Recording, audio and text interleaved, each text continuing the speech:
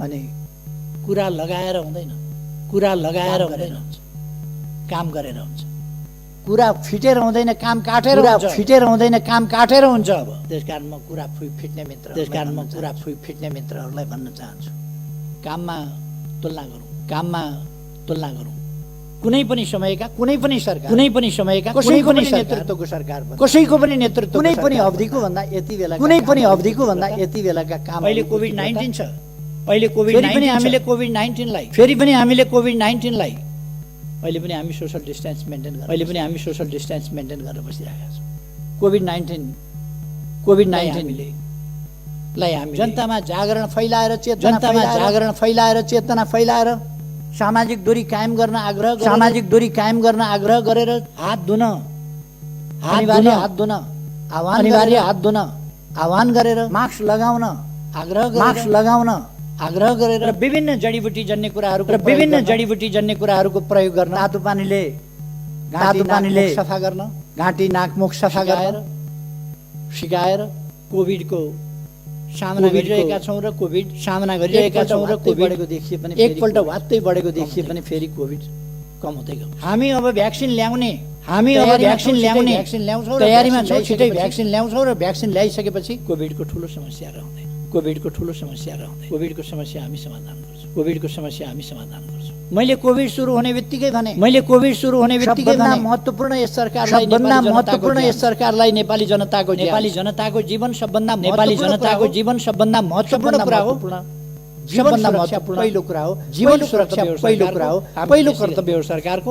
हामी त्यसै गरी काम गर्छौँ र हामीले त्यस मूल मन्त्रलाई नै ध्यानमा राखेर जनताको जीवन रक्षा, निःशुल्क स्वास्थ्य उपचार, भविष्यका लागि हामीले के गरेका छौँ देख्नुभएको छ, सुन्नुभएको, त्यो साथीहरूले देख्नुभएको छ, सुन्नुभएको छ, थाहा। एकै दिन हामीले 396 अस्पताल शिलान्यास गर्ने कार्यक्रम राखेका थियौँ। विभिन्न कारणले अर्को दिन गर्नु पर्यो। केही ठाउँहरूमा 309 स्थानमा एकै दिन 309 स्थानमा शिलान्यास गर्यौँ अस्पताल। नेपालको इतिहास रेकर्ड खोज्नुहुन्छ, यस्तो रेकर्ड खोज्नु एक दिनमा होइन, वर्ष दिनमा 309 अस्पताल शिलान्यास भएको कुनै वर्ष देखाउनुहुन्छ? तर अहिलेको सरकार एकै दिनमा 309 अस्पताल शिलान्यास। एक वर्षमा कसैले गरेको थियो? अनि यी कुराहरू त गर्न भएन। अनि जनताका सरकार नभएका विधि पद्धति के बुझ्ने जनताले पद्धति न पद्धति लाउन हुन्छ, न पद्धति खान जनतालाई सुनाइदिएछ। विधि पद्धति, रोजगारीका कुरा गरौँ, गरिबी हटाउने कुरा गरौँ, वस्त्रका कुरा गरौँ, आवासका कुरा गरौँ, छोराछोरी पढाउने कुरा गरौँ, जनताका अधिकार गराउने कुरा गरौँ, जनताका अधिकारका कुरा गरौँ, समानताका कुरा गरौँ, हिमाल पहाड तराई सबै क्षेत्रको उत्थानका कुरा गरौँ, पूर्व पश्चिम मेची महाकाली सबै ठाउँको उत्थानका, सबै जातिका सबै भाषा बोल्ने, सबै आस्था विश्वासका जनता, सबै पेशा व्यवसायका जनताको उत्थानको कुरा गरौँ। छाउ बढी प्रथाबाट महिलाहरूलाई समानताका अधिकारतर्फ, महिला सशक्तिकरणको बाटोबाट, शिक्षाको बाटोबाट, सामाजिकरणको बाटोबाट, सहभागिताको बाटोबाट, आत्मविकास, महिलाहरूको क्षमता र आत्मविश्वास विकास, सहभागिता वृद्धि गरौँ। अनि मात्रै हामी देश विकास गर्न सक्छौँ। देशका सबै जनतालाई सक्षम बनाऊ। हाम्रा भविष्य बालबालिकाहरूको विशेष हेरचाह गरौँ। त्यसकारण सरकारले बालबालिकाको हेरचाहका लागि गर्भावस्थादेखि जीवन पर्यन्त विभिन्न प्रकारका कार्यक्रमहरू ल्याएको छ। अहिले समय अभावमा म ती सबै कुराहरूमा जान चाहन्छु। सरकारले गरेको छ। अनेक कार्यक्रमहरू यहाँहरूले देख्नु भएको छ। यहाँहरूले देख्नु भएको छ। हामीले जाति जनजातिहरूका भावनाहरूको सम्मान गरेका छौँ। आज मात्रै बसेको मन्त्री परिषद बैठकले माघीको दिनलाई एउटा राष्ट्रिय उत्सवको रूपमा मनाउन माघीको दिन सार्वजनिक बिदा दिने निर्णय गरेको छ। यो खाली जातिको लागि मात्र होइन, अनेक जातिहरूका लागि माघे सङ्क्रान्ति सबैले मनाउँछ। र थारू जातिका लागि अरू कतिपय जातिहरूका लागि विशेष पर्व चाड हो। विशेष कारण हामीले माईको बिदा गर्नु, त्यसकारण हामीले माई अथवा जनताको भावनाप्रति जनताका समस्याप्रति जनताको आस्थाप्रति यो सरकार अत्यन्तै संवेदनशील छ। सजग त्यसमा क्रियाशील पनि छ। तसर्थ म आग्रह गर्न चाहन्छु, कुनै भ्रममा पर्नुपर्ने जरुरी छ। केही आरोपहरू मान्छेहरूले उछाले यो विघटन असंवैधानिक छ भनेर, संविधान विपरीत छ भनेर त्यस्ता मान्छेहरूलाई म संविधान राम्ररी पढ्न सुझाव दिन, कमसेकम संविधान पढ्नुस्, सम्मत छ कि छैन भन्ने बहसमा उत्रिनु। संविधान सम्मत छ कि छैन भन्ने कुरा आग्रह ढङ्गले सम्मानित सर्वोच्च अदालतलाई दबाब दिने ढङ्गले स्वतन्त्र ढङ्गले न्याय निरूपण गर्न बाधा पुर्याउने हिसाबले काम भइरहेका छ। कुनै अधिवक्ता प्रधान न्यायाधीशलाई वर्तमान र भविष्य सम्झिएर फैसला गर्नुहोस्, यो भनेको धम्की होइन। वर्तमान र भविष्य सम्झिएर फैसला गर्नुहोस् प्रधान न्यायाधीशलाई भन्ने एउटा वकिलले अराजकताको पनि हद हुन्छ। केही वर्ष न्यायालयमा जागिर खाने बित्तिकै अहिले पनि आफै न्यायालयमा छु भने जस्तो गरेर केही पूर्व न्यायमूर्तिहरू कस्तो न्याय दिनुभएछ उहाँहरूले आफ्ना समयमा भन्ने मलाई अचम्म लाग्छ। कस्तो न्याय दिनुभयो होला। सडकमा ओर्लिएर न्यायालयलाई, स्वतन्त्र न्यायालयलाई उहाँहरू ललकारिरहनु भएको छ। यस्तो हुन्छ, यस्तो हुँदैन। के सर्वोच्च अदालतमा वकालत नपढिकन पुग्नुभएको छ मान्छे? बिना अनुभव पुग्नुभएको छ मान्छे? के त्यो पत्रकार सम्मेलन गर्ने र वक्तव्यबाजी गर्नेहरूले मात्रै कानुन पढाएको छ, अरूले पढाएको छैन? उहाँहरूले दबाब दिने मनसायले काम गर्नुभएको छ। राजनीतिक पक्षधारताको हिसाबले काम गर्नुभएको छ। स्वतन्त्र देखिने, नागरिक समाज भनिने, बुद्धिजीवी भनिने अनि पक्षधर्ताका साथ आफ्नो हैसियतको दुरुपयोग गरेर न्यायालयलाई दबाबमा पार्न खोज्ने। म भन्न चाहन्छु न्यायालयले दबाबमा पर्न हुँदैन। सरकार र मैले नेतृत्व गरेको पार्टी नेकपा, त्यसले अदालतको स्वतन्त्र न्यायपालिका, शक्ति पृथकीकरणको सिद्धान्त त्यसलाई मान्दछ, त्यसलाई कदर गर्छ, सम्मान गर्छ। अहिलेको संविधानले संवैधानिक विषयहरूमा संवैधानिक इजलास गठन गरेर त्यसबाट फैसला हुने भनेको छ। अब त्यसबाट गर्न पाइँदैन भनेर एक थरी कहाँ कानुन पढेछन् तिनीहरूले? संवैधानिक इजलासको व्यवस्था संविधानको व्यवस्था हो कि होइन? अनि बकवास गरेर हिँड्ने। वास्तवमा यी तरिकाहरू उपयुक्त होइनन्।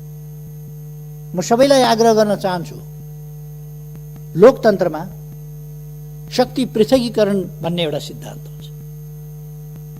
व्यवस्थापिका, कार्यपालिका, न्यायपालिका न्याय गर्ने कुरामा वकालतनामा गरेका वकिलहरूले वकालतनामा भरेका वकिलहरूले बहस गर्नु, अदालतले मागेका अदालतका सहयोगीको रूपमा मागेका एमिकस क्युरीले बहस गर्नु, सरकारी वकिलले बहस गर्नु, स्वतन्त्र अधिवक्ताहरूले बहस गर्नु एउटा कुरा हुन्छ। न्याय गर्ने कुरामा त्योभन्दा पृथक ढङ्गले अदालतलाई दबाब दिने खालका गरेका वकिलहरूले वकालतनामा भरेका वकिलहरूले अझ अदालतले सडकबाट फैसला गर्ने अदालतका सहयोगीको रूपमा मागेका प्रतिनिधि सभा विघटन भयो मुद्दा हाल्न जाने सरकारी विघटन भएको छैन हामी प्रतिनिधि सभा बस्छौँ स्वतन्त्र पनि भन्दै गर्ने अधिवक्ताहरूले सडकमा जान्छौँ पनि भन्दै गर्ने अदालत जान्छौँ पनि भन्दै गर्ने कुरामा त्योभन्दा पृथक ढङ्गले अदालतलाई दबाब किन यस्तो परिस्थिति आयो होला, यो अवस्था किन आयो होला, म अझ अदालतले सडकबाट फैसला गर्ने यस गरिमा मय सदनलाई जानकारी गराउनु छ। प्रतिनिधि सभा विघटन भयो मुद्दा हाल्न जाने सरकारी विघटन भएको छैन हामी प्रतिनिधि सभा बस्छौँ यो अवस्था पनि भन्दै गर्ने अधिवक्ताहरूले सडकमा जान्छौँ अहिले पनि हामी देख्न सक्छौँ अदालत जान्छौँ पनि भन्दै गर्ने। यद्यपि यो एउटा पार्टी विशेषको रुलिङ पार्टी विशेषको आन्तरिक मामला हो, तर यो अवस्था सामान्य कुरा होइन, एउटा रुलिङ पार्टीभित्रको बहुमत प्राप्त पार्टीभित्रको समस्या। गरिमा मय सदनलाई जानकारी चुनाव घोषणा गरेपछि त चुनावको सामना गर्नका लागि सिंगै पार्टी एकजुट भएर जानुपर्ने होइन र, एकजुट भएर जानुपर्ने नि, सिंगै पार्टी एकजुट भएर जानुपर्ने। चुनाव घोषणा गरे बापत झन फुट्छ, झन फाटोतिर जान्छ, अनेक प्रकारका विसङ्गत असङ्गत वक्तव्यबाजी गरेर जान्छ। रुलिङ पार्टीभित्रको बहुमत मैले केन्द्रीय कमिटीको बैठक बोलाएँ, केन्द्रीय कमिटीको बैठकमा केही साथीहरू अनुपस्थित भए, चुनावको सामना कहाँ गए साथीहरू भनेर हेर्दै भएर जानुपर्ने होइन, माइती घर मण्डलमा हामी यहाँ एकजुट भएर जानुपर्ने, सिंगै पार्टी एकजुट भएर जानुपर्ने। केन्द्रीय कमिटीको बैठकमा नजाने हामी यहाँ छौँ भनेर माइती घर मण्डलमा भन्ने झन् फाटोतिर जान्छ, अनेक प्रकारका विसङ्गत केन्द्रीय कमिटीको बैठकमा किन जान्छ। अर्को दिन हेरेको मैले केन्द्रीय कमिटी पार्टीको नाम, पार्टीको चुनाव चिन्ह सूर्य, पार्टीको झन्डा, लोगो, छाप अरूलाई नदिनु होला हामी हौँ भनेर कार्की ब्याङ्केटबाट पत्र पठाइएछ निर्वाचन केन्द्रीय कमिटीको बैठकमा नजाने हामी यहाँ छौँ भनेर। म नेकपाको कुरा गर्दैछु, नेकपाको कार्की ब्याङ्केटको होइन, जसको प्रथम अध्यक्ष म। अर्को दिन हेरेको मैले केन्द्रीय कमिटी पार्टीको नाम अनि पार्टीको चुनाव चिन्ह सूर्य, केही मान्छेहरूले कार्की ब्याङ्केटबाट मलाई निष्कासन गरे, अरूलाई नदिनु होला हामी हौँ भनेर कार्की ब्याङ्केटबाट पत्र पठाए। तपाईँहरूको संयमलाई म धन्यवाद भन्छु, तपाईँहरू कोही पनि त्यो कुरा सुनेर नेकपाको कुरा गर्दैछु, नेकपाको कार्की ब्याङ्केटको होइन, जसको प्रथम अध्यक्ष म। माइती घर मण्डलाबाट कार्की ब्याङ्केटबाट प्रथम अध्यक्षलाई केही मान्छेहरूले कार्की ब्याङ्केटबाट पार्टीको बैठकमा नआएर त्यहाँबाट उछिटिएर कतातिर गएर निष्कासन गर्यौँ भन्ने कुरा जति हास्यास्पद के हुन्छ। तपाईँहरूको संयमलाई म धन्यवाद भन्छु, तपाईँहरू कोही पनि त्यो कुरा हामीसँग बहुमत छ। वरिपरि तमासा हेर्न आएका मान्छेहरूलाई यसो हेर्नुभयो होला, केन्द्रीय कमिटी भन्दा धेर देख्नुभयो होला, हामीसँग बहुमत छ भन्नु। बहुमत केलाई भनिन्छ? 5 जनाको कमिटी छ भने 3 जनाले निर्णय गर्न सक्छन्, तर कमिटीको बैठकमा निष्कासन बाहिरै अन्तै निर्णय हुँदैन। हामी 3 जना त हो नि, 3 जनाले गरेपछि भइहाल्छ भनेर यही अभ्यास पार्टीभित्र चलाउन खोजियो। 5 जना भेला हुने अगेनाका डिलमा, 5 जना भेला हुने विवान्ता, 5 जना भेला हुने अर्को केन्द्रीय कमिटी भन्दा धेर देख्नुभयो होला, हामीसँग बहुमत छ। अर्याल होटल बहुमत केलाई 5 जना भेला हुने खुमलटार, कोटेश्वर कहाँ निर्णय गर्न सक्छन्, तर त्यहाँबाट भन्ने हामीले यो बाहिरै अन्तै निर्णय हुँदैन। 5 जना भेला हुँदैमा निर्णय हुँदैन, बैठकमा आएर 5 जनाले यही अभ्यास निर्णय गर्दा निर्णय हुन्छ।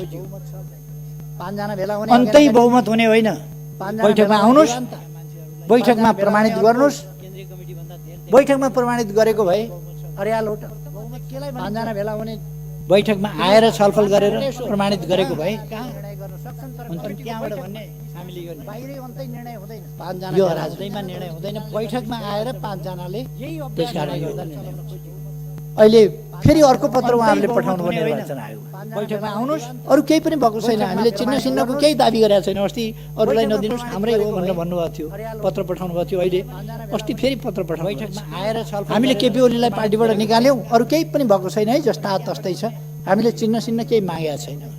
यो राजनीतिमा निर्णय हुँदैन, कति बेर कुरा के हो, कति बेर कुरा के हो, एकछिनपछि एउटा एकछिनपछि अर्को। अहिले फेरि अर्को पत्र संसद विघटन भइसकेपछि 3:30 बजे अविश्वास दर्ता गर्न रन्थनिएका केही मान्छेहरू आइपुगे। अविश्वास प्रस्ताव दर्ता गर्न 3:30 बजे पठाउनु भएको थियो। अहिले संसद विघटन भइसक्यो, कहाँको अविश्वास ल्याएको भनेर सचिवालयले भनेपछि अरू केही पनि भएको छैन है, जस्ता तस्तै छ, हामीले चिन्ह केही भन्न पनि लाज मर्दो। हाम्रो सभामुखले घुँडामा राखेर एकछिनपछि एउटा एकछिनपछि 10:40 मै म कहाँ ल्याएका थिए यो निवेदन। संसद विघटन भइसकेपछि 3:30 बजे अविश्वास दर्ता गर्न रन्थनिएका केही मान्छे संसदीय प्रणालीले अविश्वास प्रस्ताव प्रणालीकै हुर्मत लिने खालको यो लज्जाबोध हुने कुरा भइसक्यो। कहाँको अविश्वास एउटा स्पिकरले दुःखका साथ भन्नुपर्छ। यस्तो झुटो प्रमाणीकरण गर्नुहुन्छ भन्न पनि लाज पर्छ। हाम्रो सभामुखले घुँडामा आइन्दा यस्ता गल्तीहरूबाट जोगिनुपर्छ। 10:40 मै यस्ता गल्ती सच्याउनुपर्छ। यस्तो गल्तीहरू सचिवालयले प्रणालीले यस कुरालाई स्पष्ट पार्नका निम्ति सचिवालयमा लज्जाबोध हुने कुरा 3:30 बजे मात्रै यो प्रस्ताव ल्याइएको हो भनेर वक्तव्य जारी गर्नुपर्छ। यस्तो झुटो प्रमाणीकरण गर्न लज्जाको कुरो होइन। कुनै पनि संसदीय प्रणालीमा यस्तो खालको चाहिँ जोगिनुपर्छ। जाल जेलमा लोकतन्त्र हुने होइन, फस्टाउने होइन, टिक्ने होइन। लोकतन्त्र भनेको जाल जेलको प्रणाली होइन। यस कुरालाई स्पष्ट पार्न लोकाको प्रणाली होइन। लोकतन्त्र भनेको पारदर्शिता स्वच्छताको प्रणाली हो भनेर वक्तव्य जारी गर्नुपर्छ। यस्तो झुटो प्रमाणीकरण लज्जाको कुरो होइन। अब कुनै पनि संसदीय प्रणालीमा यस्तो संसद पुनर्स्थापना हुन्छ कि भन्ने जाल जेलमा लोकतन्त्र हुने होइन, फस्टाउने होइन, टिक्ने 64% लगभग लोकतन्त्र भनेको जाल जेलको प्रतिनिधित्व गर्ने सर्वसम्मत दलको नेता प्रधानमन्त्रीको हैसियतमा मैले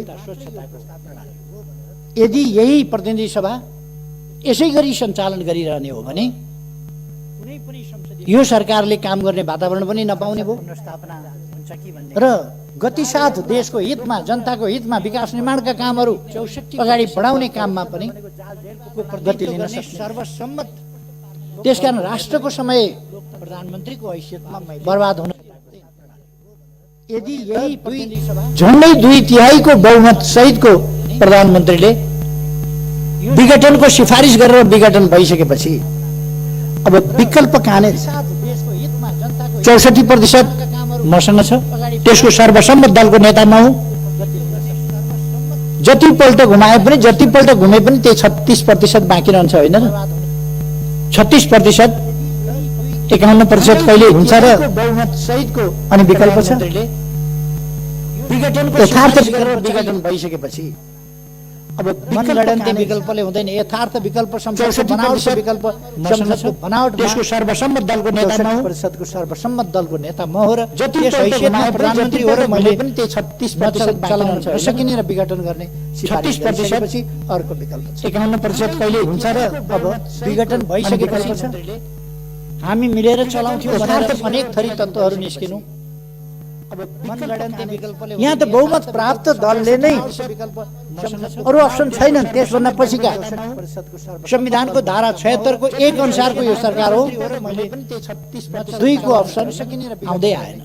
1 ले सरकार बनायो, 2 अप्सन आएन, 3 आएन, 4 आएन, 5 आएन।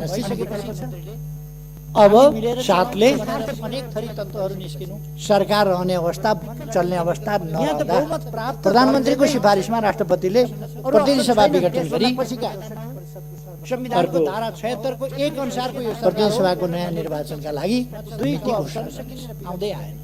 त्यस अनुसार नै भएको छ। संविधान सम्मत कसरी भएन, 3 आएन, 4 आएन, पुनर्स्थापना कसरी हुन्छ, पुनर्स्थापना केका लागि हुन्छ, कुन विकल्पका लागि हुन्छ, के देशमा अस्थिरता ल्याउनका लागि, हर्स ट्रेडिङको राजनीति फेरि सुरु गर्नका लागि, 6 महिनामा सरकार परिवर्तन गर्ने तमासा गर्नका लागि पुनर्स्थापना हुन्छ। पुनर्स्थापनाको निर्वाचनका लागि पुनर्स्थापना कुनै हालतमा पनि हुन सक्दैन। त्यो संविधानले संविधान सम्मत कसरी भएन, 3 आएन, 4 आएन, पुनर्स्थापना केही मानिसहरूले संविधानमा विघटन गर्ने लेखेका छैन। कुन विकल्पका लागि विघटन गर्ने किन लेखेका छैन? धारा 76 को हर्स ट्रेडिङको राजनीति उपधारा 7 सुरु गर्नका लागि प्रधानमन्त्रीको सिफारिसमा राष्ट्रपतिले प्रतिनिधि सभा विघटन गरेर पुनर्स्थापना हुन्छ, नयाँ मिति तोक्नेछ नयाँ निर्वाचनका लागि भन्ने व्यवस्था। प्रधानमन्त्रीले विघटन गर्न पाउँदैन भन्ने संविधानमा कहीँ लेखेको छ? संविधानको धारा 85 ले भन्छ, 85 ले अगावै विघटन भएमा बाहेक, अगावै विघटन हुने कल्पना त संविधानले गर्यो। उपधारा 7 अगावै विघटन भएमा बाहेक यस प्रतिनिधि सभाको कार्यकाल 5 वर्षको हुन्छ। अगावै विघटन भएमा बाहेक, अगावै विघटन हुँदाखेरि प्रधानमन्त्रीले विघटन गर्न पाउँदैन भन्ने 3 वर्षको मात्रै पनि हुँदो रहेछ। संविधानको धारा अगावै विघटन हुँदा चाहिँ झन्डै 3 वर्षको मात्रै पनि हुँदो रहेछ। अगावै विघटन भएमा, त्यसकारण अगावै विघटन भएमा बाहेक कल्पना त संविधानले गर्यो। अर्को कुनै विकल्प, अगावै विघटन भएमा बाहेक अर्को कुरा, प्रतिनिधि सभाको कार्यकाल 5 वर्षको हुन्छ। देशको कार्यकारी अधिकार बाहेक अगावै विघटन, यो राजनीतिक प्रश्न हो, यो संवैधानिक र कानुनी प्रश्न वास्तवमा होइन। यो राजनीतिक प्रश्न हो, देश कसरी चल्छ, कसरी चलाउनु पर्छ, यो राजनीतिक प्रश्न हो।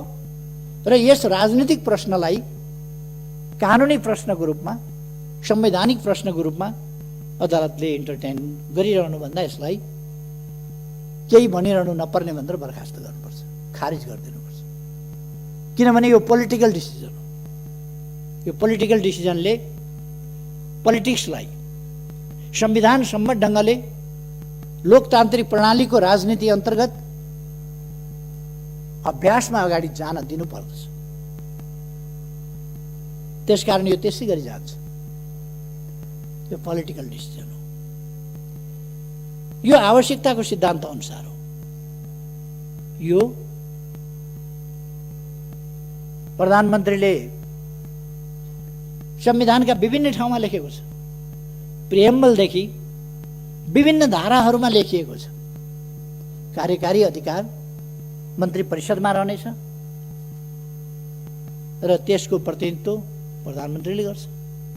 मन्त्री परिषदको निर्णय र सिफारिस प्रधानमन्त्री मार्फत, यद्यपि मन्त्री परिषदको सिफारिस चाहिन्थ्यो कि चाहिँदैन थियो, तर मन्त्री परिषदको सिफारिस सहित, सर्वसम्मत सिफारिस सहित, सर्वसम्मत सिफारिस सहित। केही साथीहरूले कतिको उपयुक्त हुन्छ यो विघटन, उपयुक्त होला नहोला, अलिकति छलफल मन्त्री परिषदमा 1-2 जना साथीहरूले उठाउनु भएको थियो। मैले त्यसलाई स्पष्ट पारेपछि साथीहरू सन्तुष्ट हुनुभएको थियो र सर्वसम्मतिले विघटन भएको थियो, सिफारिस भएको थियो। सिफारिस भइसकेपछि र विघटन भइसकेपछि कुन नेताले कसलाई तान्यो, कसको स्वार्थ कता गाँसियो, कसको स्वार्थमा धक्का पर्यो, त्यो बेग्लै कुरा हो। त्यसर्थ यो मन्त्री परिषदको सर्वसम्मत निर्णयका आधारमा प्रधानमन्त्रीद्वारा गरिएको सिफारिसमा राष्ट्रपतिद्वारा भएको विघटन, राष्ट्रपतिको अधिकार र कर्तव्य के हो? हामीले सम्मानित राष्ट्रपति बनेका छौँ। हामीले राष्ट्रपतिमा धेरै अधिकार दिएका छैनौँ, केही अधिकार मात्र दिएका छौँ। यसले, यस संस्था वा यस निकाय वा व्यक्तिले गरेको सिफारिस भनेर तोकिएकोमा बाहेक अन्यत्र सबै काम कारबाही राष्ट्रपतिले मन्त्री परिषद र प्रधानमन्त्रीको सिफारिसमा गर्नेछ। प्रधानमन्त्रीको सिफारिसमा राष्ट्रपतिले गर्नुपर्छ। त्यो कानुन सम्मत छ कि छैन, उपयुक्त छ कि छैन, संविधान सम्मत छ कि छैन, त्यसको जिम्मेवारी प्रधानमन्त्रीले लिन्छ, राष्ट्रपतिले होइन। प्रधानमन्त्रीको सिफारिस राष्ट्रपतिले अनुमोदन गर्नुपर्छ। नेपालका कानुनविद, केही कानुनविदहरूमाथि दया लागेर आउँछ। केही दुर्मुखाहरू गणतन्त्रको सर्वोच्च संस्था, राष्ट्रको गरिमामय सर्वोच्च संस्थाको मान मर्यादामा तुलेका छन्। तिनीहरू गणतन्त्र विरोधी हुन्। तिनीहरू जनताका छोराछोरी उच्च ठाउँमा पुगेको देख्न चाहँदैनन् अनि भन्छन् केटाकेटीमा ऊ गाई भैँसी चराउँथ्यो, केटाकेटीमा धुले स्कुलमा पढ्थ्यो, केटाकेटीमा यस्तो श्रम गरेर आएको थियो, केटाकेटीमा डेस्क बेन्च पनि नभएका स्कुलमा पढेका थियो। उनीहरूको दिमागमा के छ भने सामन्तवाद। उनीहरूको दिमागमा दरबार हाई स्कुल, त्रिचन्द्र कलेज उहिले उहिले ती मात्रै थिए नि, त्यसमा पढेको हुनुपर्ने, अथवा दार्जिलिङको सेन्ट जोसेफ पढेको हुनुपर्ने, अथवा अक्सफोर्ड र अरू विश्वविद्यालय पढ्या हुनुपर्ने, घाँस दाउरा गरेर उठेको हुन नहुने, गरिबको छोराछोरी माथि उठेको हुन नहुने, गरिबको छोराछोरी सांसद हुने, माननीय, गाउँको जमिनदारले पनि माननीय भन्नुपर्ने गरिबको छोराछोरीलाई। यस्तो व्यवस्था हुन्छ भन्ने तिनका दिमागमा छ। त्यसकारण गरिबका छोराछोरी माननीय भनेको उनीहरूलाई चित्त बुझ्दैन, मन पोल्छ। गरिबका छोराछोरी सम्माननीय भनेको उनीहरूलाई पोल्छ मन। उनीहरूलाई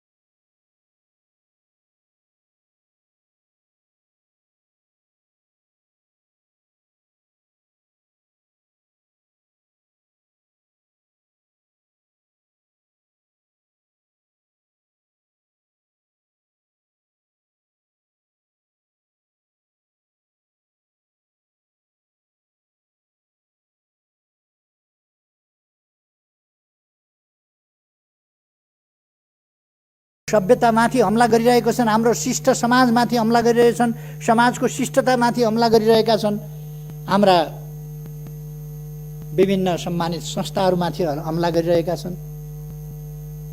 र यो एउटा असभ्य, असहिष्णु, त्यस्तो समाज निर्माण गर्ने अथवा हाम्रो सभ्य समाजका मूल्यहरूलाई ध्वस्त पार्ने प्रयास गरिरहेका छन्। त्यस कुराबाट हामी सजग हुनुपर्दछ र हामीले जनतालाई पनि सजग गराउन जरुरी छ। मैले अघि भने यस बीचमा विभिन्न भ्रमणहरू भएका छन्। भ्रमणहरूको आदान प्रदान भएको छ चीनसँग, भारतसँग। कसैले प्रश्न उठाउँछन् चीनको फलानु किन आयो? मित्र देशका मान्छे आउँछन्, कुरा गर्छन्, जान्छन्, भलो चिताउँछन्, जान्छन्। भारतका मान्छे किन आए भनेर सोध्छन्, आउँछन्, कुरा गर्छन्, भलो चिताउँछन्, जान्छन्, संवाद गर्छन् हामीसँग।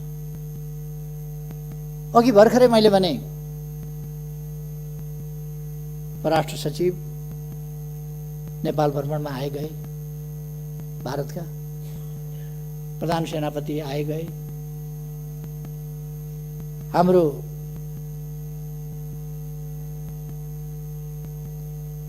तर्फबाट पनि त्यस्तै आदान प्रदानहरू भए।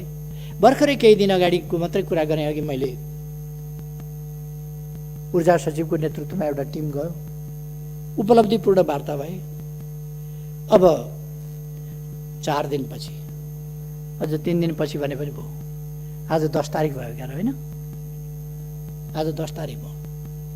14 तारिकमा हाम्रो परराष्ट्र मन्त्री प्रदीप गेवालीजी, माननीय प्रदीप गेवाली भारत भ्रमणमा जाँदै हुनुहुन्छ। उहाँले हामीले हाम्रो भूभाग समेत सामेल गरेर छापेको नक्सा अथवा नक्सामा छापिएको भूभाग समेतका विषयहरू, विभिन्न विषयहरूमा छलफल गर्नुहुनेछ र हाम्रो भारतसँगको सम्बन्धलाई अझ व्यवहारिक रूपमा सफलतापूर्वक अगाडि बढाउन योगदान गर्नुहुनेछ।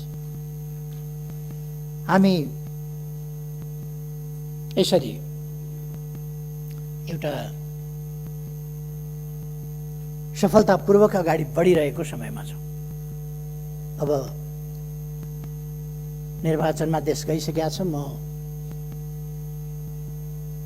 सम्माननीय अध्यक्षज्यू मार्फत सबैमा आग्रह गर्न चाहन्छु, देशवासीमा आग्रह गर्न चाहन्छु, कुनै भ्रममा, अन्योलमा, अलमलमा पर्ने आवश्यकता छैन।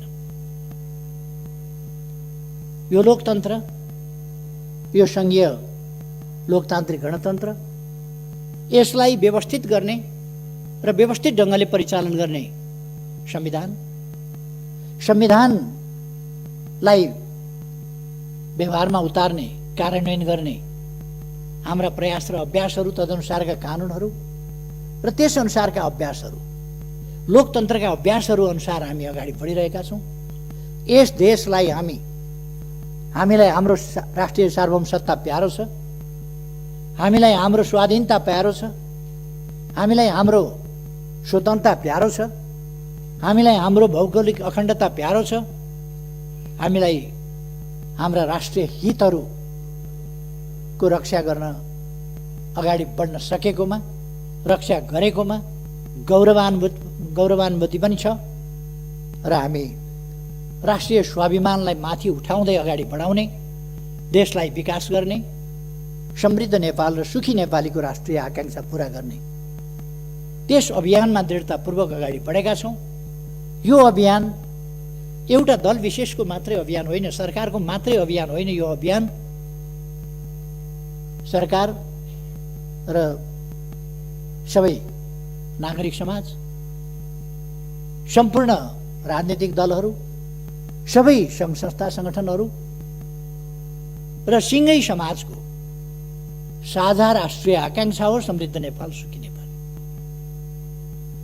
त्यसका लागि हामीलाई लोकतन्त्रको रक्षा गर्नु छ, सुदृढीकरण गर्नु छ, कार्यान्वयन गर्नु छ, व्यावहारिक रूपमा र अगाडि बढ्नु छ। त्यही दिशामा हामी अगाडि बढिरहेका छौँ। यस दिशामा अगाडि बढ्न म सबैमा हार्दिक आग्रह गर्न चाहन्छु। भ्रम फिजाउने शक्तिहरू, अल्मल्याउने शक्तिहरू, नेपाललाई बर्बाद पार्न खोज्ने शक्तिहरू क्रियाशील छन्। तिनका भ्रमबाट मुक्त रहन म सबैमा आग्रह गर्न चाहन्छु। भ्रमबाट मुक्त रहौँ र हामी दृढतापूर्वक हाम्रो देशको स्वाभिमान, स्वाधीनता र स्वाभिमानलाई व्यावहारिक रूपमा कार्यान्वयन गर्दै र माथि उठाउँदै अगाडि बढौँ। अहिले आगामी निर्वाचनले यस सम्बन्धमा एउटा नयाँ टर्निङ पोइन्ट ल्याइनेछ। दलहरूका बीचमा शुद्धिकरण सम्बन्धी यो एउटा गम्भीर झट्का हो। यसै गरेर अहिले जसरी राजनीतिक दलहरू चल्न खोजेका छन् यसरी होइन, शुद्धिकरणका साथ राजनीतिक दलहरू अब चल्नुपर्दछ। राजनीतिक दलभित्र रहेका अस्वस्थता, अवाञ्छित गतिविधि, विचारहीनता, भिजनहीनता, गन्तव्यहीनता, स्वार्थहरूको खेल, स्वार्थहरूको लडाईँ, यसैलाई राजनीति बनाउने र जनतालाई गुमराहमा पार्ने खालका यस्ता प्रयासहरूलाई किनारा गर्नुपर्छ, असफल बनाउनु पर्दछ र शुद्धिकरणका साथ राजनीतिक दलहरू अब नयाँ जोस जाँगरका साथ नयाँ शुद्धिकरण, नयाँ सुदृढीकरण, नयाँ एकता, नयाँ गतिका साथ हामी गन्तव्यतर्फ अगाडि बढ्नुपर्छ। अहिले राष्ट्रले लिएको बाटो यही बाटो हो जो बिल्कुल सही छ। आत्मविश्वासका साथ अगाडि बढ्न म आग्रह गर्न सबैलाई चाहन्छु र अध्यक्ष महोदय, म यहाँलाई समय दिनुभएकोमा धेरै धेरै धन्यवाद भन्न चाहन्छु र आफ्नो भनाइ टुङ्ग्याउँछु। धन्यवाद।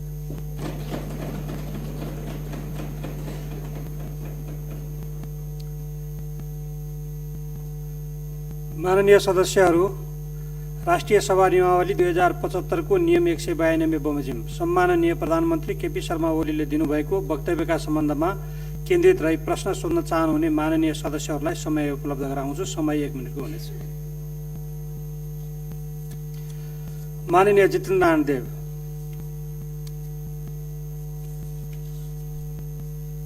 सम्माननीय अध्यक्ष महोदय, अहिले भर्खरै राष्ट्रसभाको यो गरिमामय सदनमा सम्माननीय प्रधानमन्त्रीज्यूले देशको राजनीतिक परिस्थितिको बारेमा र संविधानको व्याख्याको सन्दर्भमा जे कुराहरू प्रस्तुत गर्नुभएको छ त्यसप्रति पूर्ण असहमत हुँदै म उहाँलाई धन्यवाद दिन चाहन्छु कि सम्माननीय प्रधानमन्त्रीजी आफै आएर आफ्ना कुरा राखेर यो राष्ट्रसभाको गरिमा र ओज बढाइदिनु भएकोमा र एउटा प्रश्न सोध्न चाहन्छु सम्माननीय अध्यक्ष महोदय कि सम्माननीय प्रधानमन्त्रीजी आफै दाबी गर्दै हुनुहुन्छ कि नेकपाभित्र पनि र नेकपाको संसदीय दलभित्र उहाँ बहुमतको कमान्ड गर्नुहुन्थ्यो, तर आफ्नै केही साथीहरूले उहाँलाई काम गर्नबाट रोके र पुरै पार्लियामेन्टको 64% उहाँ कमान्ड गर्ने सम्माननीय प्रधानमन्त्रीजी हुनुहुन्थ्यो भन्ने उहाँ दाबी गर्दै हुनुहुन्छ।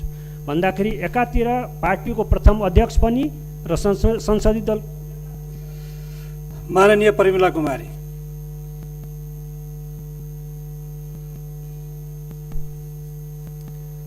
सम्माननीय अध्यक्ष महोदय, सम्माननीय प्रधानमन्त्रीज्यूसँग मेरो एउटा जिज्ञासा छ। 2007 सालको संविधानलाई राणाहरूले तुहाए, 2017 सालमा राजा महेन्द्रले कु गरे, त्यस्तै राजा ज्ञानेन्द्र शाहले लोकतन्त्रको घाँटी निमोठे। ठ्याक्कै त्यही रोड म्याप बमोजिम तपाईले पनि प्रतिनिधि सभा विघटन गरी अहिलेका सम्पूर्ण उपलब्धिहरू नाश हुने गरी गणतन्त्र, संघीयता, समावेशिता र धर्मनिरपेक्षतामाथि तरबार झुन्ड्याउनु भएको छ, जसको प्रतिकार सडक र सदन दुवै ठाउँबाट भइरहेको अवस्था छ। त्यसैले नै यहाँले सदन बन्द गर्न खोज्नु भएको हो र हामी राष्ट्रसभाका सदस्यहरू सदन बन्द होस् भन्ने पक्षमा छैनौँ र यसै सदनबाट प्रतिनिधि सभा पुनर्स्थापनाको पनि जोरदार माग गर्दछु। यसमा तपाईँ के भन्न चाहनुहुन्छ जान्न चाहन्छु। धन्यवाद। माननीय रमेशचन्द्र रायमाझी। महोदय, हजुर महोदय मार्फत सम्माननीय प्रधानमन्त्रीज्यूलाई प्रश्न राख्न चाहन्छु। यो नेपालको संविधान मैले केही सदनबाट सम्माननीय अध्यक्षज्यू मार्फत प्रधानमन्त्रीमा पुगोस् भनेर प्रधानमन्त्रीज्यूले अहिले के भन्नुभयो भने धारा 76 को 1 अनुसार बनेको सरकार भन्नुभयो। यो होइन, अहिले यो संविधान त्यहाँबाट पढियोस्, सम्माननीय अध्यक्षज्यूले पनि पढ्नुहोस् र प्रधानमन्त्रीज्यूलाई पनि पढ्नुहोस्। 76 अनुसार बनेको होइन, नेकपा माओवादी र नेकपा एमालेको संयुक्त सरकार धारा 2 अन्तर्गत बन्यो र धारा 5 लाई प्रयोग नगरिकन, धारा 5 को प्रयोग नगरिकन धारा 7 प्रयोग गरेर प्रधानमन्त्री जानुभएको छ। त्यसकारण संसदले बनाउने अर्को संवैधानिक अर्को सरकार बनाउने सम्भावना हुँदाहुँदै यो कदम प्रधानमन्त्रीले किन चाल्नुभयो, असंवैधानिक हो भनेर हामीले भनेको। यसमा म प्रश्न गर्न चाहन्छु। धन्यवाद। जय नेपाल। माननीय प्रकाश पन्त। महोदय, अध्यक्ष महोदय मार्फत प्रधानमन्त्रीले मेरो प्रश्न छ। मृत्यु पर्यन्त आँखा दान गरेको यो त मर्ने चिज रहेछ भनेर त्यसलाई मारेरै आँखा निकालियो। संसदको विघटन पनि यस्तै भयो। संविधान च्यातेर निर्वाचन कसरी हुन्छ? नहर भत्काएर रोपाइँ गर्न जा भने जस्तो भएन। नहर नबनेसम्म रोपाइँ हुन सक्दैन। संविधान बचे चुनावमा जाउँला, चुनाव त राजाले पनि गर्छु भनेका थिए। जमिन खोजेको चित्र बाँड्नुभयो। चुचे जमिन ल्याउन नसकेर संसद भङ्ग गर्नुभएको हो। जतिसुकै तर्क गरे पनि संसद विघटन अलोकतान्त्रिक र असंवैधानिक छ, अत्यन्तै खेदजनक छ। गेस्ट पेपर पढेर भएन प्रधानमन्त्रीज्यू, संविधान पढ्नु पर्यो, संविधान। धन्यवाद। माननीय सदस्यहरू, अब म सम्माननीय प्रधानमन्त्री केपी शर्मा ओलीलाई माननीय सदस्यहरूले उठाउनुभएका जिज्ञासाका सम्बन्धमा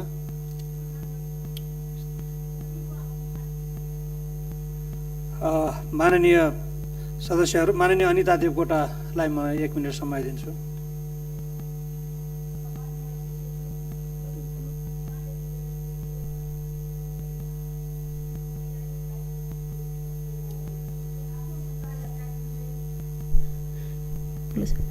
सम्मानीय अध्यक्षज्यू, संविधानले दिँदै नदिएको असंवैधानिक कार्यको म घोर भर्त्सना गर्न चाहन्छु। आफ्नो सत्ता यात्रा टुङ्गिँदै गर्दा संसदको घाँटी रेट्न पछाडि नपर्ने प्रधानमन्त्रीले कसरी निर्वाचन गर्छ भनेर म प्रश्न गर्न चाहन्छु। त्यसै गरी धनगढीमा भएको आम सभामा निर्मला पन्तको बलात्कारी खै भन्ने टी सर्ट लगाएकोलाई समातियो। अब के संविधानको मौलिक हक अन्तर्गत धारा 17 पनि विघटन भएको हो भनेर म सोध्न चाहन्छु। र त्यसै गरी संविधानको 101 मा महा लेखेको छ, 119 मा राज लेखेको छ। यहाँले महाराज घोषणा गरियोस् भनेर राष्ट्रपति कहाँ पठाउनु होला। राष्ट्रपतिले त्यो विज्ञप्ति जारी गर्नुहोला। के हामीले राष्ट्रपति महाराज भनेर मान्ने? माननीय सदस्यहरू, अब म सम्माननीय प्रधानमन्त्री केपी शर्मा ओलीलाई माननीय सदस्यहरूले उठाउनुभएका जिज्ञासाका सम्बन्धमा प्रश्न पार्नका लागि समय उपलब्ध गराउँछु।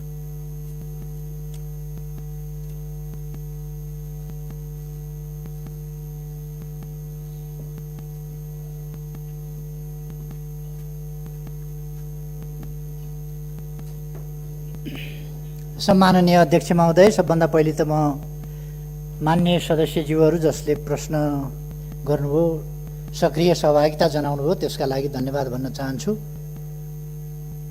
मान्यज्यूहरूलाई म बहुतै आदर सम्मानका साथ भन्न चाहन्छु।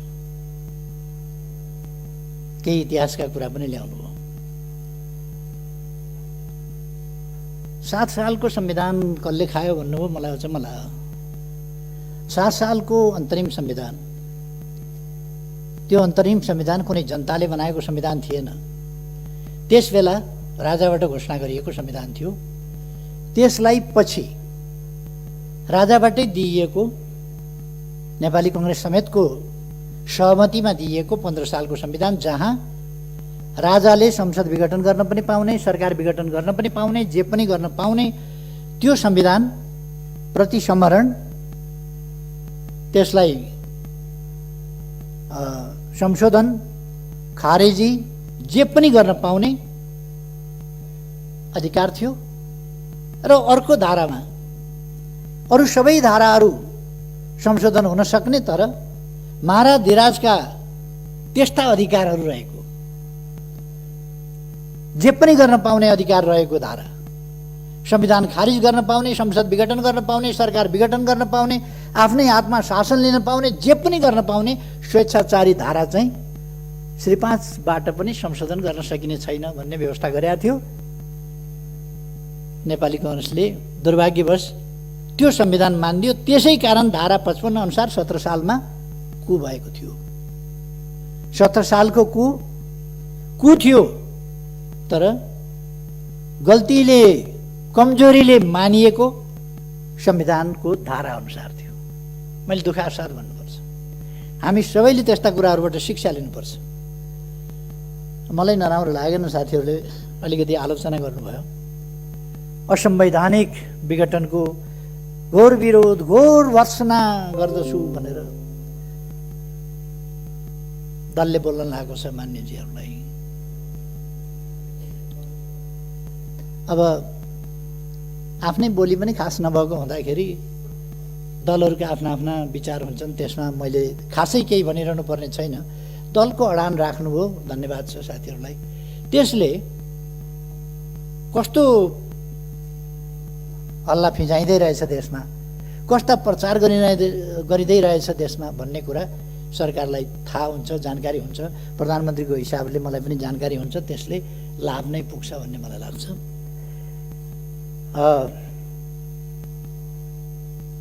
महा र राज जोडेर महाराज बनाउनु पर्ने कठैभरि कुन दुनियाँमा हुनुहुन्छ?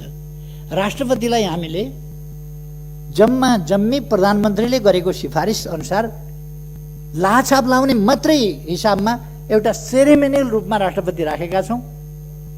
अनि राष्ट्रपतिले के एक्टिभ राष्ट्रपति चाहियो हामीलाई? प्रधानमन्त्रीले गरेको सिफारिस नमान्ने, आफ्नै ढङ्गले चल्ने राष्ट्रपति चाहियो हामीलाई? महाराज धिराज जस्तो राष्ट्रपति चाहियो हामीलाई, हुकुम तामेल गर्ने? त्यस्तो राष्ट्रपति हामीले खोजेका होइन। हामीले खोजेको सम्मानित राष्ट्रपति भनेको सेरेमोनियल राष्ट्रपति, जसले सम्मानित संस्थाको रूपमा, संविधानको रक्षक र पालकको रूपमा मर्यादामा बसेर काम गर्छ, त्यस्तो राष्ट्रपति खोज्या हो। न कि हामीले संविधान अनुसार नचल्ने, संविधानले तोकेका कर्तव्य पालना नगरेर संविधानभन्दा बाहिर गएर स्वेच्छाचारी ढङ्गले चल्ने राष्ट्रपति अहिलेको संविधानको कुरा पनि होइन, र हामीले ल्याएको प्रणालीको कुरा पनि होइन, हाम्रो संविधानको व्यवस्था पनि होइन। त्यसकारण राष्ट्रपतिप्रति केही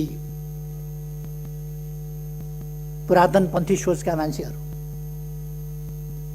केही मुलुकलाई पछाडि फर्काउन चाहने तत्त्वहरू, अथवा आफ्नो संकीर्ण दलीय स्वार्थको हिसाबले राष्ट्रपतिको गरिमामाथि हिलो छ्याप्न खोज्नेहरूले राष्ट्रपतिको विरोध गर्छन्। त्यो हामीले देखि भोगी आएको कुरा हो। त्यसमा म धेरै केही भन्न चाहन्न। मलाई के भन्न मन छ भने फेरि पनि म दोहोऱ्याएर भन्न चाहन्छु,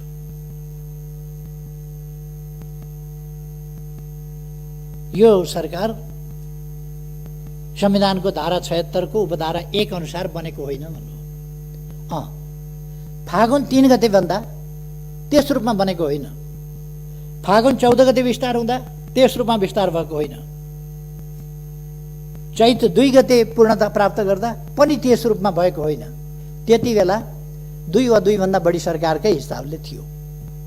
तर जब 2 पार्टीहरू मिलेर एउटै संसदीय दलको नेता छाने, 2 पार्टी मिलेर एकीकरण भएर एउटै पार्टी बनेर बहुमतको सरकार बनाए, त्यो सरकार बहुमतको सरकारमा परिणत भयो। संविधानको धारा 76(1) को सरकारमा परिणत भयो। अब एउटा फुटबल खेलाडी भइसकेपछि पुरानो इतिहास सम्झेर त कोक्रामा खेल्थिस् नि भनेर हुँदैन। फुटबल खेलाडी भइसक्यो, त्यो जमाना परिवर्तन भइसक्यो।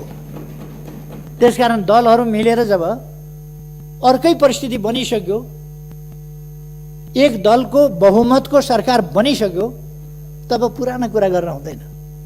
त्योभन्दा अगाडि भन्ने हो भने चुनाव लडिरहेका बेला मैले नेतृत्व गरेको दल विपक्षमा थियो, त्यस बेलाका कुरा गरेर हुन्छ। अहिले समय गतिशील छ, परिवर्तनशील छ। त्यसअनुसार नै चुनावी तालमेलका साथ लडियो, चुनावी गठबन्धनको बहुमत बन्यो। त्यसकारण गठबन्धनको बहुमतको सरकार बनाइयो। त्यसपछि दुईटै दलहरू मिलेर एउटा दल बन्यो, एकै दलको बहुमतको सरकार बन्यो। त्यसकारण त्यो एकै दलको बहुमतको सरकार होइन र त्यो। अब यसमा पनि तर्कलाई कुतर्कतिर लान मिल्छ। त्यसकारण यो एउटै दलको बहुमतको सरकार हो र एकै दलको बहुमतको सरकार भएको हुनाले धारा 76 को उपधारा 1 बमोजिमको हो। त्यसपछि अरू विकल्प रहेनन्।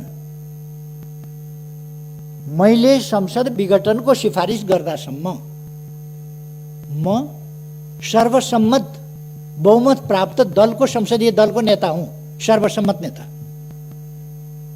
कुरा त्यो। यसमा पनि अलमलमा पर्नु या भ्रममा पर्नु आवश्यक छैन भन्ने कुरा म निवेदन गर्न चाहन्छु साथीहरूलाई। यसमा भ्रममा नपर्नु। र मेरो सुझाव के छ सबै साथीहरूलाई भने, अब यो तर्क वितर्कमा लाग्न भन्दा तपाईँहरूलाई त आनन्द छ, चुनाव लड्नु पर्दैन। तर यस राष्ट्रिय सभाको गरिमामय अवसर मैले जो बोल्ने पाएको छु, त्यसबाट म चुनाव लड्नेहरूलाई भन्न चाहन्छु, राष्ट्रिय सभामा त ठिकै छ, तपाईँहरू त स्थायी संसद भएको हुनाले, स्थायी सभा भएको हुनाले राष्ट्रिय सभा त चल्छ। प्रतिनिधि सभावाला साथीहरू, अरू तमाम मान्छेहरू, यहाँहरू पनि आफ्नो आफ्नो दलको तर्क गर्ने भन्दा पनि चुनावको तयारीमा लाग्नुहोस् आफ्नो आफ्नो दलको भन्ने मेरो सुझाव छ। मैले धेरै केही भन्नुपर्ला जस्तो लाग्दैन। म साथीहरूलाई हार्दिक धन्यवाद दिन चाहन्छु, सक्रियतापूर्वक सहभागिता जनाउनु भएको छ। खास गरी मैले बोलेको कुरामा कुनै दल विशेषको प्रतिनिधिले असहमति जनायो कि जनाएन भन्ने कुरा दर्ज गर्नका लागि साथीहरूले जुन असहमति जनाउनु भएको छ, स्वाभाविक रूपमा दलीय प्रणालीमा म लिन्छु। यसलाई साथीहरूलाई म धन्यवाद दिन्छु। कमसेकम आफ्नो दलको विचार दर्ज गराउनु हो, धन्यवाद छ। अध्यक्ष महोदयलाई मलाई समय दिनुभएकोमा फेरि धन्यवाद भन्न चाहन्छु। धन्यवाद।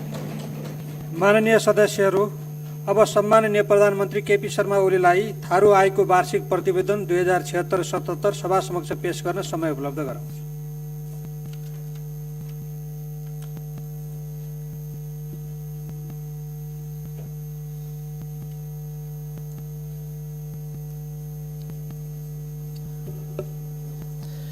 सम्माननीय अध्यक्ष महोदयको अनुमतिले थारू आयोगको वार्षिक प्रतिवेदन 2076-77 सभा समक्ष पेश गर्दछु।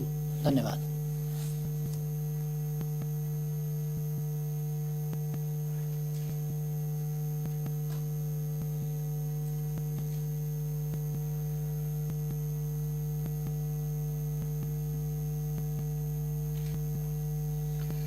माननीय सदस्यहरू, अब म विधान व्यवस्थापन समितिका माननीय सदस्य देवेन्द्र दाहाललाई विधान व्यवस्थापन समितिको वार्षिक प्रतिवेदन 2076-77 सभा समक्ष पेश गर्न समय उपलब्ध गराउँछु।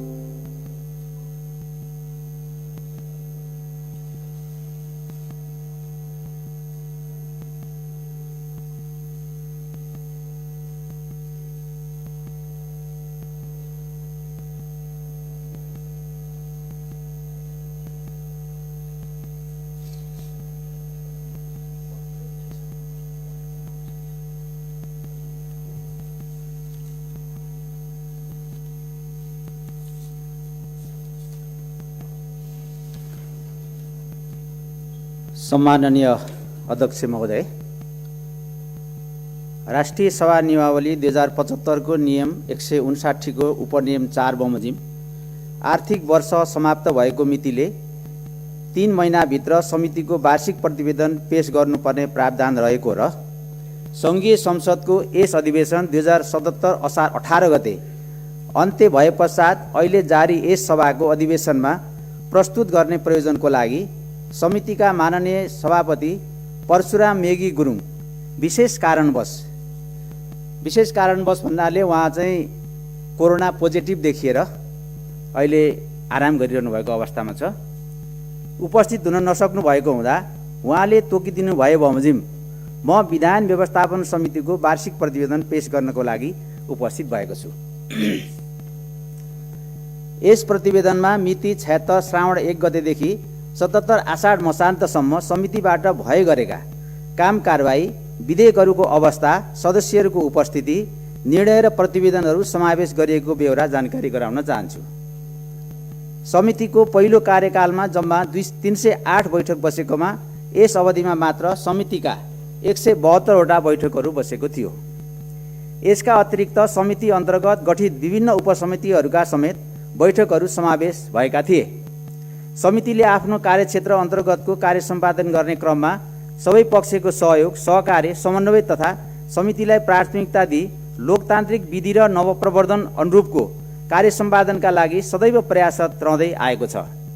साथै समितिले आफ्नो काम कारबाहीलाई व्यवस्थित र प्रभावकारी बनाउनको लागि समितिको बैठक सञ्चालन कार्यविधि 2075 र ऐन कार्यान्वयन मापन तथा अध्ययन र अनुसन्धान कार्यविधि 2075 लाई मुख्य आधारको रूपमा लिएको छ। सम्माननीय अध्यक्ष महोदय, समितिले नेपालको संविधान, प्रचलित कानुन, राष्ट्रिय सभा नियमावली र संसदीय परम्पराभित्र रहेर आफ्नो कर्तव्य र जिम्मेवारीभित्रको कार्य समयमै सम्पादन गर्दै आइरहेको छ। राष्ट्रिय सभा नियमावली 2075 ले तोकिदिएको समितिको कार्यक्षेत्र अन्तर्गत समितिका प्राप्त हुने विधेयकहरूमाथिको दफावार छलफलको कार्यलाई आवश्यकता अनुसार प्राथमिकता र महत्त्वको साथ सम्पादन गर्दै आएको छ।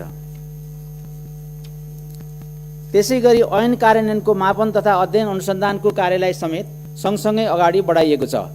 यसका लागि आवश्यकता अनुसार विभागीय मन्त्री, सचिव लगायतका राष्ट्रसेवक कर्मचारी, नेपाल कानुन आयोग, सम्बन्धित विषयका विज्ञ, नागरिक समाज र सरकारवालाहरूलाई समितिले आफ्नो बैठकमा आमन्त्रण गरी गहन विचार विमर्श, छलफल, विश्लेषण साथै अध्ययन, अनुसन्धान तथा मूल्याङ्कन जस्ता विषयमा जानकारी लिनुका साथै विद्यमान समस्याहरूको समाधान र जनइच्छाको सम्बोधनको लागि सरकारलाई सुझाव र परामर्श समेत दिएको छ। समितिले आफ्नो जिम्मेवारी निर्वाह गर्ने क्रममा मन्त्रालय, आयोग, निकायहरूसँग सहकार्य, सहयोग र समन्वयात्मक भूमिका खेल्दै आएको छ। समितिको कार्य सम्पादनको क्रममा सरकारको तर्फबाट भएको सहयोग सन्तोषजनक रहेको छ।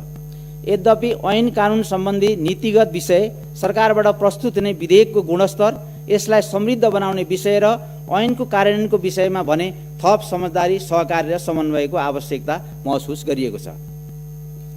अन्त्यमा समितिको कार्यमा सहयोग गर्नुहुने समितिका सबै माननीय सदस्यहरू, नेपाल सरकारका मन्त्रीहरू, सम्बन्धित मन्त्रालय एवं निकायहरू, सङ्घीय संसद सचिवालय, विज्ञ तथा विद्वत्वर्ग, विभिन्न सरकारवाला सङ्घ संस्थाहरू र सञ्चार जगतलाई समेत धन्यवाद दिन चाहन्छु र भविष्यमा पनि सहयोग प्राप्त हुने अपेक्षा राखेको छु। सम्माननीय अध्यक्ष महोदयको अनुमतिले राष्ट्रिय सभा विधान व्यवस्थापन समितिको आर्थिक वर्ष 2076-77 को वार्षिक प्रतिवेदन सभा समक्ष प्रस्तुत गर्दछु। धन्यवाद।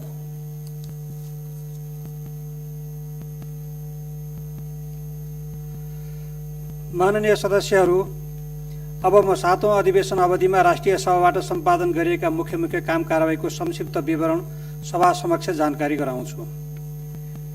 संघीय संसद राष्ट्रिय सभाको 7औं अधिवेशनको पहिलो बैठक मिति 2077 साल पौष 17 गते शुक्रबार अपराह्न 4 बजे प्रारम्भ भई 2077 साल पौष 26 गते आइतबारसम्म जम्मा 10 दिन चालू रह्यो। यस अवधिमा बैठक बसेका 4 दिनहरूमा 4वटा बैठक बसी 7 घण्टा 5 मिनेट सभाको काममा व्यतीत भयो। यस अवधिमा अधिवेशन अवधिमा सभामा देखाए बमोजिम 7वटा अध्यादेशहरू पेश भए। 1. संवैधानिक परिषद काम कर्तव्य अधिकार र कार्यविधि सम्बन्धी पहिलो संशोधन अध्यादेश 2077।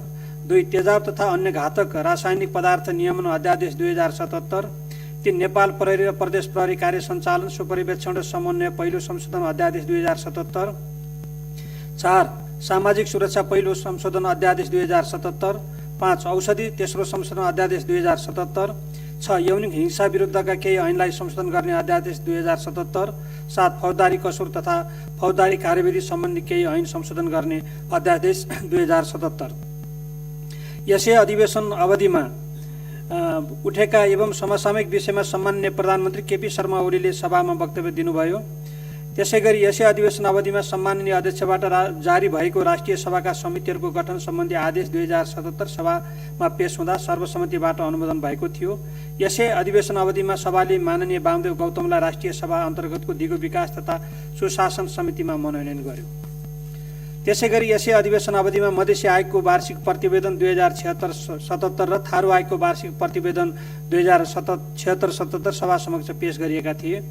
यसै अधिवेशन अवधिमा दिगो विकास तथा सुशासन समितिको दिगो विकास तथा सुशासन समितिको वार्षिक प्रतिवेदन 2076-77 र विधान व्यवस्थापन समितिको विधान व्यवस्थापन समितिको वार्षिक प्रतिवेदन 2076-77 सभा समक्ष पेश गरिएको थियो। यसै अधिवेशन अवधिमा प्रतिनिधि सभाका सदस्यद्वय सानु शिवा र सूर्यबहादुर केसी, राष्ट्रिय सभाका पूर्व सदस्य त्रय दीपक बहादुर गुरुङ, इन्द्रहाङ लिम्बू र राममान श्रेष्ठ, संविधान सभा सदस्यद्वय भीमप्रसाद गौतम र मानपुर चौधरी र प्रतिनिधि सभाका पूर्व सदस्यद्वय ओमकार प्रसाद गौचन र वीरबहादुर लामा एवं 2063-64 को अन्तरिम व्यवस्थापिका संस्था पूर्व सदस्य कमान सिंह लामाको निधन भएकोमा शोक प्रस्तावहरू पारित गरिएका थिए। माननीय सदस्यहरू, चालु अधिवेशनमा हामीले माननीयहरूले देशको समसामयिक परिस्थिति र जनताका आवाजहरूलाई सदनमा राख्नको लागि विगतमा विशेष समयको जुन व्यवस्था हामी गरेका थियौँ, एउटा बैठकमा 1 घण्टाको अवधिमा हामी आफ्ना भनाइहरू राख्ने व्यवस्था मिलाएका थियौँ। तर यसपटक हामीले त्यसलाई बढाएर 1.5 घण्टा विशेष समयको व्यवस्था गऱ्यौँ र माननीयहरूले महत्त्वपूर्ण विचारहरू यस अवधिमा राख्नु भएको छ। र यी सबै हाम्रो एउटा संसदीय यो इतिहासमा राष्ट्रिय सभाले गरेका महत्त्वपूर्ण कार्य र राष्ट्रिय सभामा विचार भएका महत्त्वपूर्ण यी भावनाहरू सधैँ अंकित रहनेछन्। म यसमा सक्रियतापूर्वक भाग लिनुहुने माननीय सदस्यहरू र खास गरी आजको यो अधिवेशनको यस अवसरमा आएर सरकारको तर्फबाट सम्बोधन गर्नुभएको माननीयज्यूहरूका जिज्ञासाहरूलाई सम्बोधन गर्नुभएको हुँदा सम्माननीय प्रधानमन्त्रीज्यूलाई धन्यवाद भन्न चाहन्छु। माननीय सदस्यहरू, सम्माननीय राष्ट्रपतिबाट चालु अधिवेशन अन्त्य सम्बन्धी पत्र प्राप्त हुन आएको छ। अब म सो पत्रको ब्यौरा पढेर सुनाउँछु। नेपालको संविधानको धारा 93 को उपधारा 2 बमोजिम नेपाल सरकार मन्त्री परिषदको मिति 77/9/26 को सिफारिसमा राष्ट्रिय सभाको चालु अधिवेशन सम्वत 2077 साल पुस 26 गते आइतबारका दिन राति 12 बजेदेखि अन्त्य गरेको छु। विद्यादेवी भण्डारी, राष्ट्रपति। माननीय सदस्यहरू, राष्ट्रिय सभाको चालु 7औं अधिवेशन आज राति 12 बजेबाट स्वतः अन्त्य हुने गरी यो बैठक अन्त्य भएको घोषणा गर्दछु। धन्यवाद।